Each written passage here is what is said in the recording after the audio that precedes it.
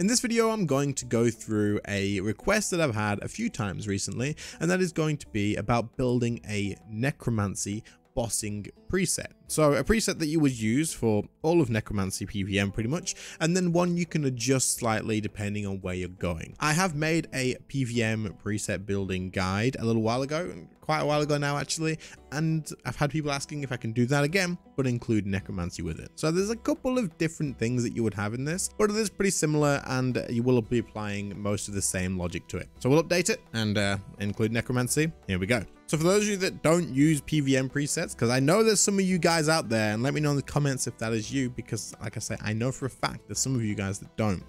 PVM presets are absolutely a huge part of being efficient in PVM. You don't want to go to the bank before a boss and just grab out a few random items like an overload, a bit of food, and then like one item or something with you.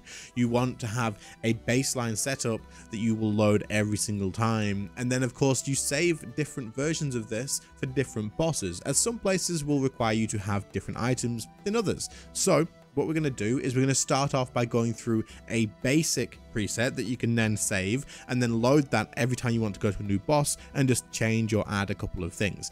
So we're going to go through the things that you will have in every single preset first and build you something you can save initially, and then you can edit it and build on it for if you wanted to go somewhere else. This should save you a lot of time in banking, and it'll also make sure that you always have everything that you need. Of course, this video is very much focused on the beginners to PVM, the people returning to RuneScape maybe for PVM as well, and just wanting to try out new bosses. There's always going to be things that you forget along the way that are going to help you out, and so we're going to go through that. So very first of all, I'm going to show you on screen a banking preset. This is completely different to a regular Necromancy PVM preset, but could be absolutely useful. This will be something that allows you to summon your familiars and add the scrolls to it. Maybe it's going to let you add some runes to a rune pouch, or use incense sticks before you even enter a fight. This is going to be something you can load every time you bank to reapply like weapon poison, reapply an anti-poison, all of these sort of things nice and easily.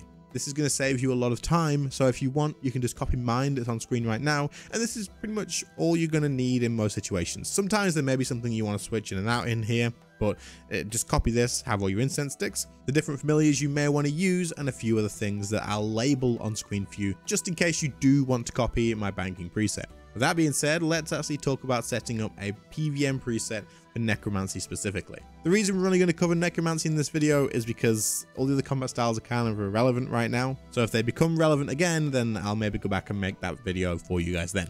Alright, so first of all, I'm going to quickly just finish off with this banking preset thing. Obviously, the inventory is full of all the stuff that you might need, but just to address the reason that I'm actually by wearing the things that I'm wearing is for the life points boost. Now, if you actually have a banking preset, you might as well put tank gear on here that's going to give you a life point boost, because then when you do your bonfire, you will get more from it. So it's worth having that on there, so when you load your banking preset, you can also do your bonfire as well.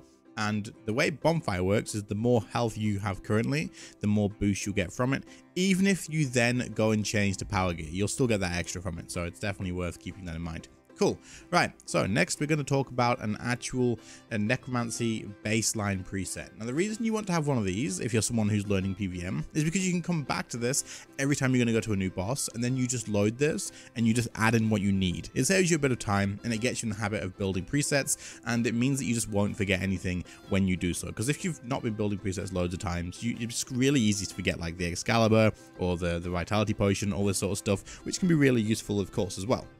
Now, you don't need to bring along weapon poison, you don't need to bring along anti-poison, because you've got it in your banking preset, and you can use that before a fight to make sure you're covered. So maybe if you go to Araxi, you want to bring along an anti-poison there as well, maybe, but for weapon poison, you're okay to use it before. Alright, so in here we have an Elder Overload and a Super Prayer Renewal. You can have Elder Overload salves if you have those as well, so if you want to make those, then go ahead and do that. And you also want to make sure you have your Adrenaline Renewal Potion too. Adrenaline renewals are really damn good. If you don't have access to these just yet, then any adrenaline potion is definitely worth the effort and the time to have. It's going to increase your DPS a freaking ton, and is definitely something you want to include.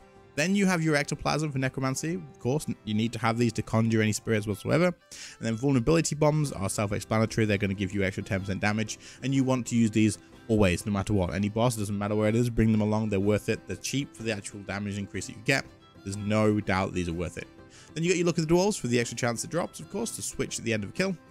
You have the Enhanced Excalibur. This is super useful for the start of a fight at a boss, because chances are nowadays you're going to want to conjure your stuff before you start the fight, and then once you've done that, you will use life transfer straight away to cost yourself some health, and then you can use your Enhanced Excalibur to get that health back immediately. So along with your ghost doing healing damage as well, you'll also get that bit of health back at the beginning, because you want a life transfer right away. That way it comes off cooldown and you can use it again, so keep that in mind too. So Enhanced Excalibur, super useful these days, absolutely. Now people ask all the time, innit, what's in your rune pouches? Why do you have these? What are these rune pouches for? I'm currently using 3 rune pouches so that I can use Disruption Shield to block abilities or spells or any sort of mechanics of bosses. And then I'm also using it so that I can apply Smoke Cloud, and I think there's something else as well. Let me see. We got the Crystal, the Prism of Restoration spell. This is also going to allow me to heal like Blood Reavers or Hellhounds, or just have more spec from actual familiars as well. It's super useful. Definitely things that you want to keep along with you. So Smoke Cloud, Disruption Shield, and Prism of Restoration is what you want to have out of your rune pouches here as well. I do think you can probably get this in 2 pouches, but mine's just set up like that, so I bring 3. Vitality Potion is useful at almost every single boss in some situations. Like it's worth bringing along anyway, because it could save your life in some places. But even places where you necessarily aren't going to be using it, just bring along to an inventory slot, and it definitely can be a lifesaver. So like Ambassador, you don't normally use it as Ambassador, but if you happen to get one of them like little spinner idol things and it blows up, you can Vip pot it if nothing else, and you'll be okay. Now, other than that, I have all of the other Necromancy runes in here, and that's pretty much it for the inventory. Obviously, that's all I have in here for the inventory, and the rest will be situational depending on where you're going. Equipment is just wear your best gear that you've got, your basic best gear that you've got, and obviously equip your one of your rune pouches. And I've got the Scripture of Jazz because that's kind of like the baseline Necromancy book at the moment, it seems. And you can change that out for Grimoire if you need it, wherever you're going, or Wen book if you're doing dungeons, all this sort of stuff. And the Reaver Ring, of course, you would change to whatever else you want to change it to, depending on where you're going as well. So that's your baseline thing, and you can kind of understand where you're coming from with this. Once you got this saved, then you just kind of need to think to yourself, right, which boss am I going to be killing? Let's say, for example, you're going to go kill Kerapac in hard mode. Then you just need to ask these few questions. Is Kerapac poisonable? If so, yes, you want to make sure you have Cinderbanes on. So at this point, you would change your gloves to the Cinderbanes, and then you would think, okay, what else can I possibly need for Kerapac? Other than weapon poison, which you already have, there's probably nothing else. So then you just need to think, do I have 100% accuracy at Kerapac? Which you do with Necromancy, so you can stick to the Reaver's Ring. Do I want to use the current Scripture of Jazz book at Kerapac as well, or do I want to use a Grimoire? It's actually better, I think, I'm pretty confident, to use a Grim at Kerapac, so we're going to grab the Grimoire out of here as well. So we would search the Grimoire and change this, and then that's pretty much all the changes you would need to make, except for food. So then you go, okay, so go back in hard mode, how am I going to do with food? Probably going to want to use like blue blubbers instead of greens, because Kerapac hard mode is pretty difficult, right? So you're going to get yourself like, I don't know, 10 blue blubbers, and then you would get the rest in brew flasks or something like that. Maybe you want to get a couple more brews just to be safe along the lines, depending on how you're confident with it. And that's it. You've got yourself a Kerapac preset done. You can save this as a Kerapac preset in your preset list. You've got your Cinderbanes there. You've got your Vitality Potion for the last phase already. It's already there. You change your book. You got your Grimoire out. Nice. Perfect. You are absolutely ready and set to go. That's all you need. That's pretty much it. Another thing you would want to do is consider if you need like prayer or super restores if you're going to say Zook. If you're going Zook, you're going to need a longer fight, right? And also you're going to need super restores instead of like spiritual prayer potions. So you would put some of these away. You would take a few of the super restore potions, and then you would also again go through and be like, okay, do I need Cinderbanes? Do I need this ring? Do I need that ring? Do I need the Tuckle Zora ring? Which book am I going to use? Probably Book of Wen. Maybe you take the Grimoire as a switch as well, and you build it from the ground up. So you always, again, will load that same preset.